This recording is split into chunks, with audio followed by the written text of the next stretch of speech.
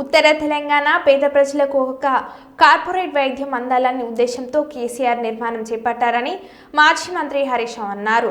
కాంగ్రెస్ ప్రభుత్వం ఏడాదిగా పనులు నిలిపివేసిందని ఆయన తెలిపారు. అనంతరం వరంగల్ జిల్లాలో నిర్మిస్తున్న ఆసుపత్రిని మాజీ మంత్రి తాను రాజేశ్వరరావు సందర్శించారు. ఆయన వెంట మాజీ ఎమ్మెల్యేలు దాస్యం వినయ్ భాస్కర్, నరేందర్ నాయకులు తదితరులు ఉన్నారు. ఈ సందర్భంగా హరీష్ రావు మీడియాతో మాట్లాడుతూ వరంగల్లో హెల్త్ సిటీని గొప్ప ఆలోచనతో కేసీఆర్ ఏర్పాటు చేస్తుందని అన్నారు. ఉత్తర తెలంగాణకే తలమానికంగా నిర్మించాలని ఎప్పటికప్పుడు వారు నేను సమీక్షించి 84% పనులు పూర్తి చేశామని తెలిపారు. కానీ మిగతా 16% పనులను కూడా ఈ కాంగ్రెస్ ప్రభుత్వం పూర్తి చేయడం లేదని పేర్కొన్నారు. దీన్ని పూర్తి చేస్తే కేసీఆర్కి పేరు వస్తుందని ఏవో సాకులు పెట్టి పనులు ఆపాలన్నది సీఎం రేవంత్ రెడ్డి ఉద్దేశమని పేర్కొన్నారు.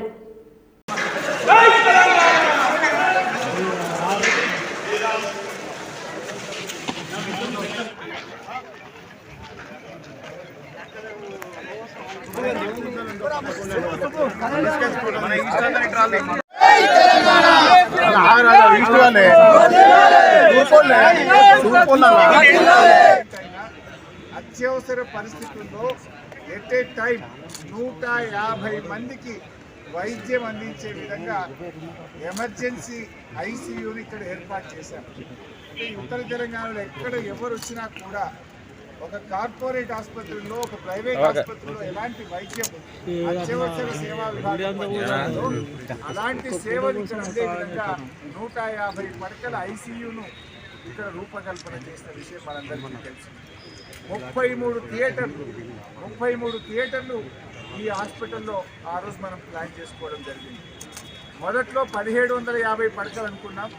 పక్కన 250 సూపర్ స్పెషాలిటీ ఉంది కదా, అది కలిపి 2000 అనుకున్నాం. తర్వాత కేసీఆర్ గారు ఇక్కడికి వచ్చినప్పుడు దాంతో సంబంధం లేకుండానే దీన్నే 2000 పడకల ఆసుపత్రిగా చేయాలని వారు ఆదేశిస్తే ఇదొక్క సింగిల్ టవర్ 2000 పడకల ఆసుపత్రిని మనం ఇక్కడ రూపకల్పన చేసుకోవడం జరిగింది. మరి ఆ రోజు 16.5 లక్షల ఎస్ఎఫ్టీతో ముందు ఈ ఆసుపత్రిని ప్రారంభించాం. తర్వాత 20,50,000 ఎస్ఎఫ్టీకి ఈ హాస్పిటల్ పెంచుకున్నాం.